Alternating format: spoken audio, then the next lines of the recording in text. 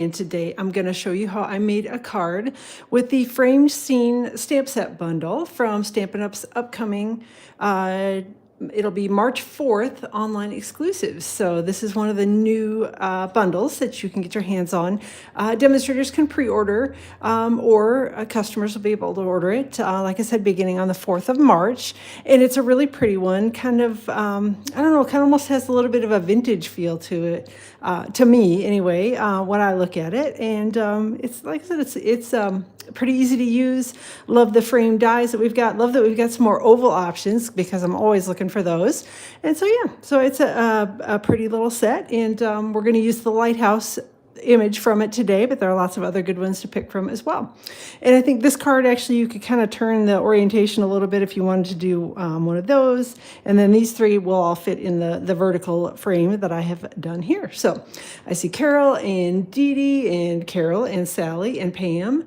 And Dee and Karen are all here. Thanks everybody for hopping in. I appreciate you being here. And yeah, thanks for hopping in today. So, so like I said, this is going to be it. And I actually did a little watercoloring, which is something that I don't do very often, but I figured I would show you how I did it. And it's pretty easy on this one. And actually I found a couple little tricks. Watercolor pencils for me worked a little bit better than like normally when I used to watercolor a little bit more, I'd use a little bit more of like the ink refills. We're going to use those for the background, but for the smaller images on here, I tried it once with the refills and I kind of, everything made a mess. And then I pulled out the watercolor pencils and went, oh, these worked much better.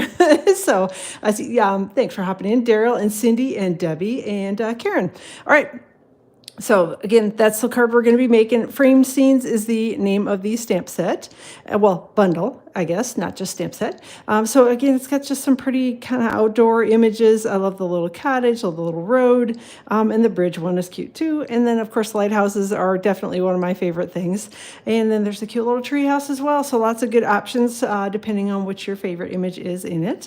And then we've got the Framed Scenes dies. And this is the die that I used today for to cut out around my little lighthouse. But like I said, there are some nice oval dies, and these dies actually layer as well. So if you wanted to cut out an oval frame, that will work. But otherwise, yeah, you can use them for sentiments. You can use them for cutting out the image, whatever you want to do with them. So lots of good stuff. And then this one just creates a little bit of texture. So if you have a smaller image and want to, maybe put a little, I don't know, maybe I'm just kind of off the top of my head, just maybe if you had used the treehouse image and there was a little spot in the corner, you wanted to add a little wood grain texture to it, you could run it through your die cutting machine and it would add a little texture to the card as well. So, hey Karen and Joanne, thanks for joining today. So again, this is the stamp set bundle. Will be available to order starting on the 4th of March from the online exclusives. So you're not going to find these in any catalog. They are only in the online store, in the online exclusive section of the store. So make sure you go head out there on the 4th and pick them up. All right, let's set that aside. And a couple other things that I did use on this. The sentiment from my set, because the Frame Scenes doesn't come with any sentiments, I just picked another one of the new online exclusives that'll be here and available to order on the 4th. And I used the Textured Notes as the name of the stamp set. And then I've got a little note of appreciation is the image that I used from it. And these two, I think you could kind of mix and match because they're, again, just kind of sort of a similar feel to them. So maybe I have to do something with that a little bit later on, see if I can come up with a way to use a mix and match of the images.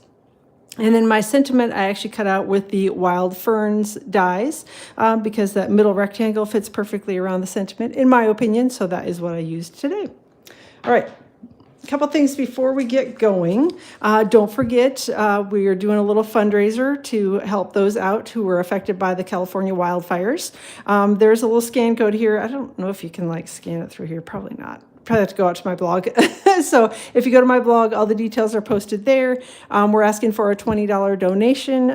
You donate through PayPal, and then you get invited to a private Facebook page where a whole bunch of us, right now I think there are about 30 or so Stampin' Up! Demonstrators are going to be out presenting projects, and you just get 30 essentially video tutorials for your $20 donation. So should be pretty awesome. The event will technically start on Thursday, February 27th at 2 o'clock Pacific time here in the US, and it'll run all weekend, but the videos will be out there forever and ever. So if you are not able to be there live for the event, you can hop in anytime and check out the tutorials. So, all right. Hey, Christine and Julie and Sherry, thanks for joining. Next up, celebration is almost over. We only have about another week left, a week and a day or something like that, until the 28th of February. So make sure you're getting your orders put in. Don't forget, now is a good time to stock up on those retiring in colors. So if you are in love with the Moody Mauve, Copper Clay, Wild Wheat, Boho Blue, and Pebbled Path group, make sure you're getting out there and getting those. Get your ink refills, get your markers, get, paper, whatever it is that you think you're going to need, because those colors, I can't obviously ever say 100% certainty that they'll be going away, but more than likely they'll be going away at the end of this catalog. So go grab those colors if they're your favorites and get loaded up so you won't run out for a long time. All right, but there are some additional celebration items that are available as options to pick for free with an order of $60 or greater. I think right now the celebration alphabet a la mode dies, I think those are gone. I think they've sold out. Other ones they had allocated for celebration, they'll be coming back in March. You'll be able to purchase them then, but they won't be available as a free option. But I think everything else is still available, and everything from the original celebration brochure is too. And then as I was just yakking about the online exclusives and, throwing some of the stuff that we're going to be using today, just make sure that anytime you're out in the online store that you're checking out the online exclusives section of the store. If you go to stampinup.com and click on the menu button and then find the little online exclusives button under that, that will take you to a page where you'll get to see all of the awesome online exclusives. This is just a very small sampling of the items that are currently available, and then those that will be available starting on the 4th of March. So make sure every time you're out there, you're checking those out, because things will come and go in the online exclusives. There is no set time on any of them to be around. So if you find stuff you like, make sure you go get it now. So, all right. Hey, Bonnie, thanks for joining today.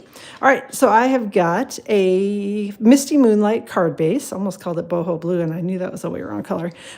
This card would work with either a top fold card or a side fold card. So if you prefer the 8.5 by 5.5 and scored at 4 1/4 down the side, you can certainly make this card with that card base. I just happen to have two of them that were top fold card bases cut, so that is what I'm going to show you today. All right, I've got a piece of the Country Woods Designer Series paper, and I did see that this is on low inventory in the US as of today, so hopefully the stock will be back soon. Otherwise, get out and get your Country Woods paper bought soon, because it's an awesome pack, so you don't have to sit and wait for it for a while.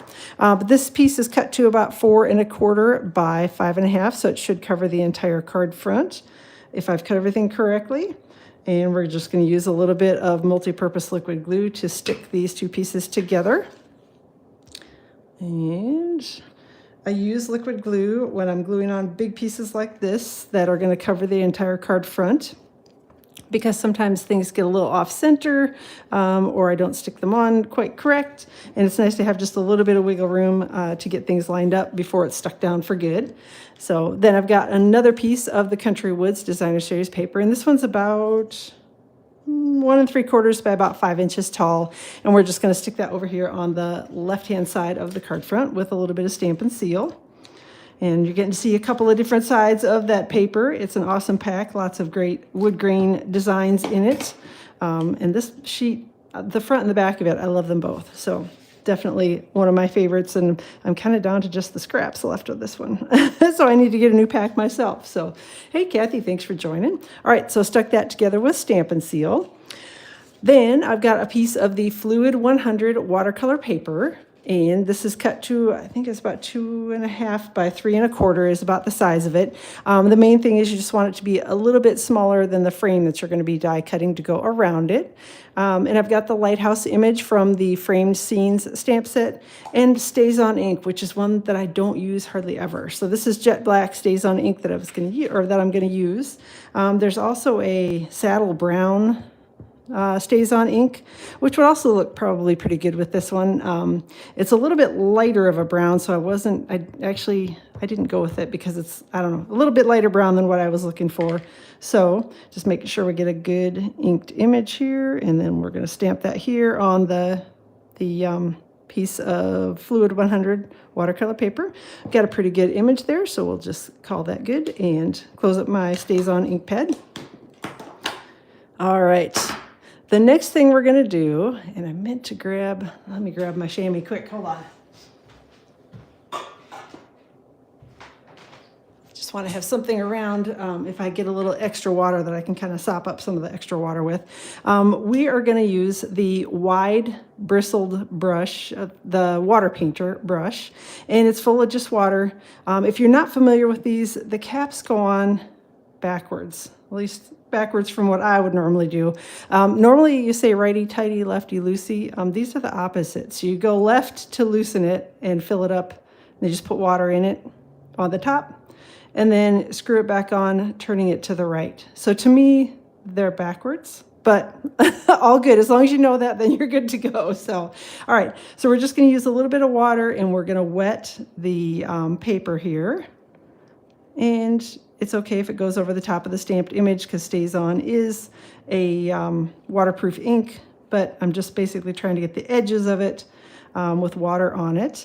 And the reason that I wet the paper first before I do a background kind of watercolor wash is just that it makes the color kind of flow a little bit easier, if that makes sense.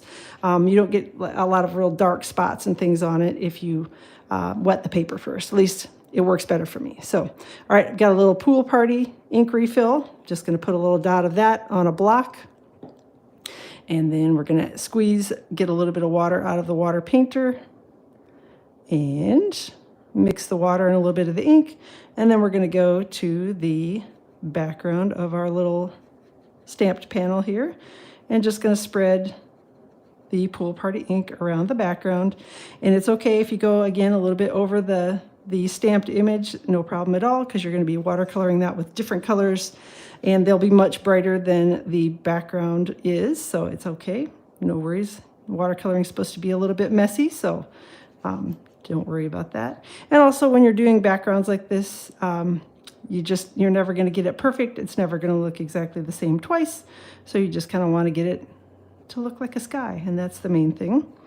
All right, I think we're about done here with the sky part. I'm going to add a little bit more up here. I just want to make sure that I've covered all the way to the edges so that there's not white sticking out along the edge when I go to put this inside my frame. All right, the next ink refill that I've got here is Misty Moonlight, and we're going to do the same thing. Hey, Roxanne, thanks for joining. Just going to put a little drop of that Misty Moonlight here on my block. And you can put it on anything, plastic, whatever you have. I just had a block that was handy and makes it easy for me to just be able to pick the ink up from the block and go right to my paper then with it. But again, like I said, you can use, if you have a stamp case, anything like that you want to put your ink on instead, you can certainly use whatever, just so that you don't end up with ink spilled all over your desk is the main thing. And even if you do, it wipes up pretty easily. Not that I've had a lot of ink explosions, but yeah, had a few. All right, so I'm going to set that aside. That is all there is for the watercoloring on the background.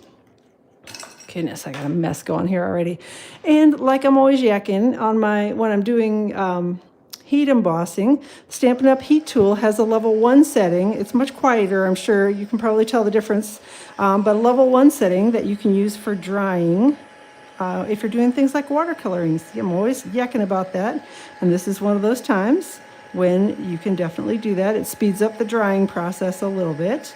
This doesn't need to be dry, but it will make the coloring on your lighthouse a little bit easier if the background is dry, just because the watercolor pencils, when you put them on, if the paper is wet and really wet, then you're going to end up with kind of a dark glob of pencil as well, which is kind of weird that it works that way, but it does. At least for me, that's what I found, is I want to have the paper be fairly dry when I go to start putting the watercolor pencils on it. All right, just flipping it over, drying it from the back. Do one more time here on the front. And I think we'll call that good. So like I said, it just speeds up the drying a little bit, which makes it, the whole process go a little bit faster. All right, watercolor pencils, they're sold, there are 2 packs of them. This is the watercolor assortment pack number 1, and then there's an assortment pack number 2 that's got different colors in it. The colors in this pack: Real Red, Calypso, Coral, Pumpkin Pie, Daffodil Delight, Old Olive, Blue, just generic blue, fresh freesia, melon mambo, pecan pie, early espresso, basic gray, basic black, and white. So if you don't have any watercolor pencils, this is a good one to start with, just because it's got the black and the white, which are ones that you kind of use a little bit more frequently than others. And hey, Marianne, thanks for joining. And I've got the watercolor pencils here. We're going to start with a little real red, and that is what I'm going to color my lighthouse with. And you don't have to go really, really heavily on it. It's kind of amazing. The watercolor pencils actually have a lot more color in them than you think they would when you put it down on the paper. I'm going to kind of go around the edges a little bit darker here, and then a little bit kind of scratching it across the center of it. So I want it to be a little lighter in the center. And then I'm going to grab a blender pen, which these come in a 3-pack. This is an old version of the blender pens. I'm sure that the packaging probably looks a little bit different by now, but it is still the same pen, and they're still sold in 3-packs. So, and they last forever and ever. And then I'm just going to take my blender pen, and we're just going to kind of mush the ink around a little bit on here. And it just softens it so that you don't have any of those like harsh pencil lines, and allows you to do a little bit of blending. Now, like I said, when I started, I actually had started and was planning to use just ink refills for this, but I was struggling. I was getting too much water on it, on the image, and the ink was kind of going all over the paper, and it was bleeding everywhere. So then all of a sudden I had this realization that I have blender pens, ding, ding, let's get those out. So, and they worked much, much better. So you have the old version of the blender pens. All right. So, okay. So I'm glad it's not just me. I haven't bought it. I don't use them very often. So, so I just haven't had to buy new ones.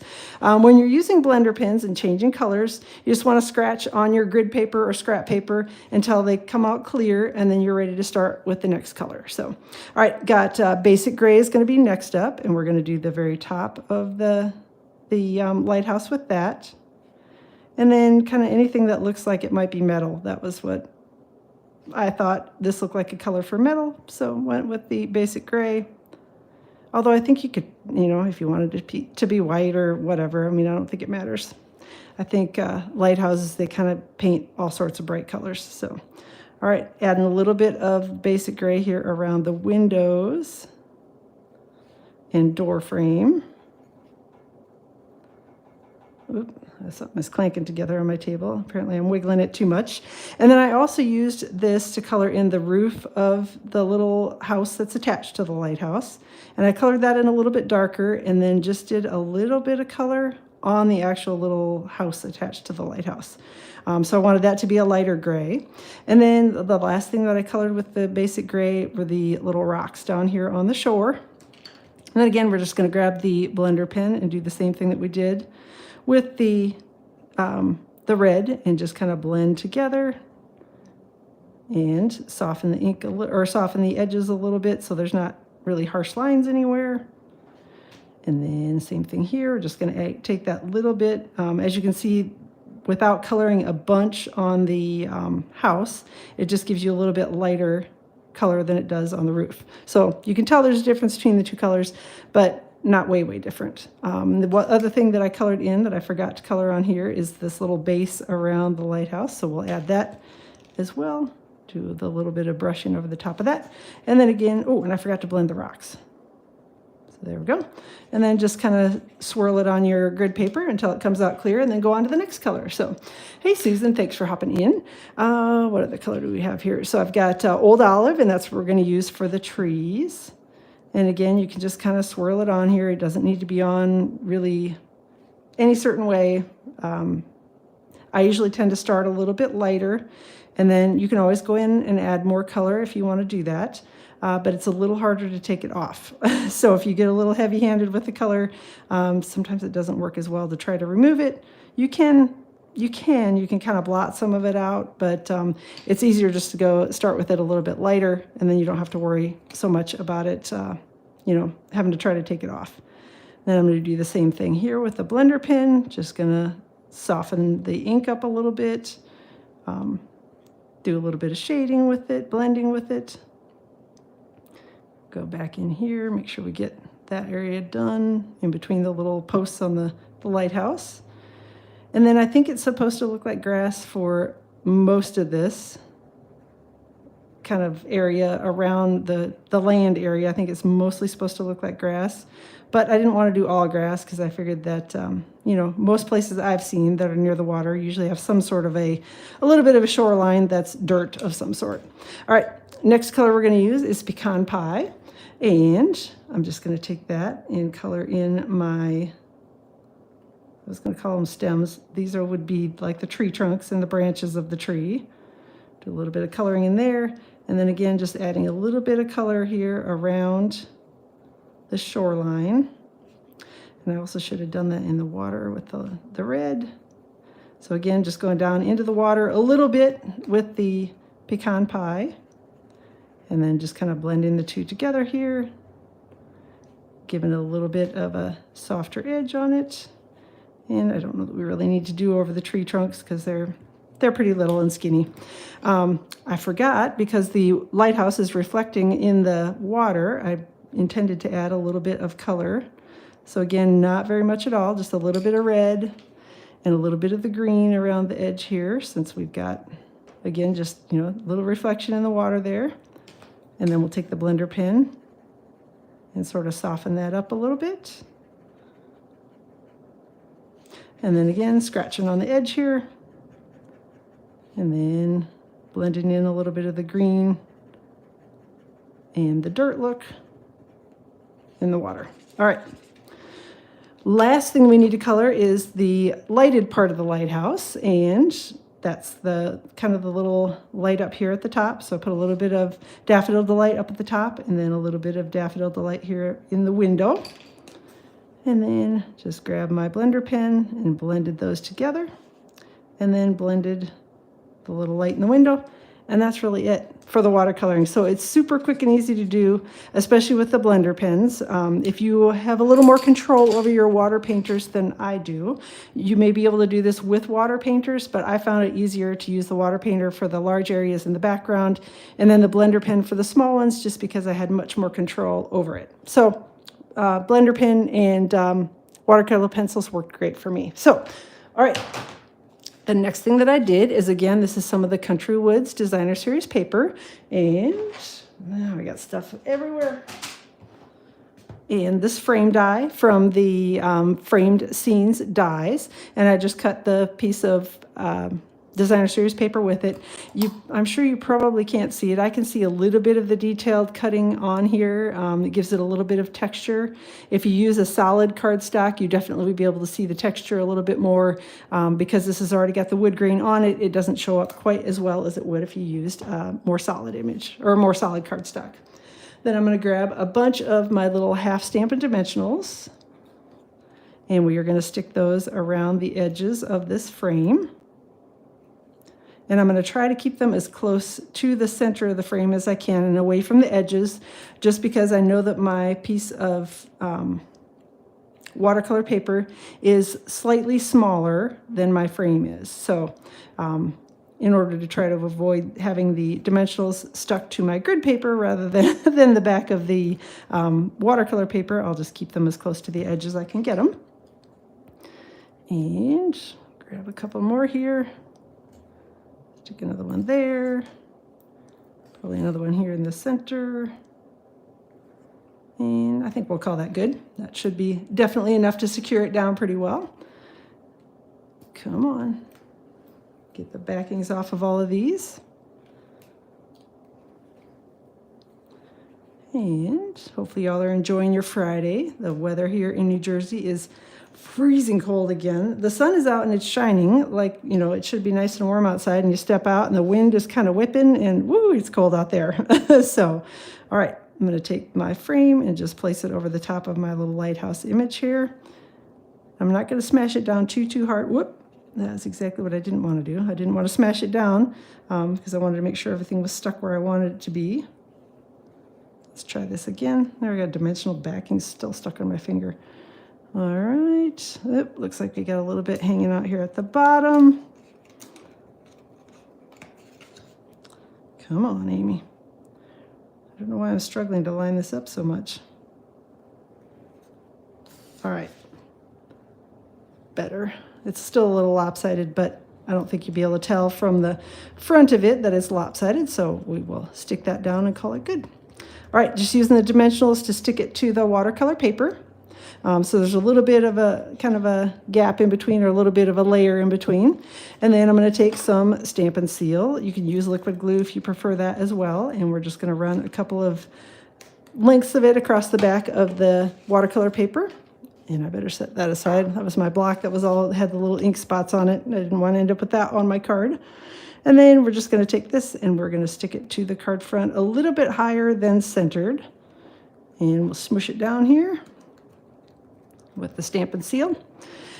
And then we're going to add our sentiment. So, oh, actually we need to add a bow first. So I've got a little bit of linen thread here. There we go. Got to find the end of it. Going to tie a little bow here to start with. And we'll stick that on the card front. So I do the little rabbit ears bow, make the two little rabbit ears, cross them over, and then pull the knot so that I can kind of make it be as big or as small as I want it to be. And I usually get a little oversized with my linen thread because you can always cut it smaller, but it's really hard to make it be bigger. So, all right, snip that off here and kind of place it here just to make sure that it's relatively the same size as my current one is, and to make sure that it's going to fit on the card front. Then we'll grab a mini glue dot and we'll stick down the little bow here. And it doesn't matter that it looks yucky like this because we're going to be covering it all up, so nobody's going to know that it looks yucky but you and I. All right, just make sure it's stuck down well. And I may trim off a little bit of this end because it's a little longer than it needs to be. And that one's a little squirrely, but I think it'll be okay. All right, now we're going to stamp our sentiment. I've got a piece of basic beige cardstock, and then the sentiment from the Textured Notes stamp set, and a little Misty Moonlight ink, and oh, come on. Well, I guess maybe I won't shove it over. We'll just do this. It'll work either way. All right, inking that up with a little Misty Moonlight ink, stamping it here on the basic beige cardstock, and closing it up. And then I'm going to grab my Wild Fern dies. And see, how do I get blue ink? Every time I use it, I'm telling you, I get blue ink all over myself. So I'm going to grab the middle die from the Wild Fern dies, the middle rectangle die, and we're going to cut out the little sentiment here. So I'll be off screen for just 1 second. I'll be right back.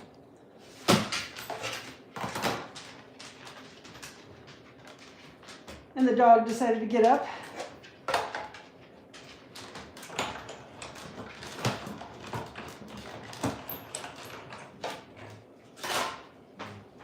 She was sound asleep when I started the video, and then as I started getting up and banging things around, she woke up. So she's wandering around my office now.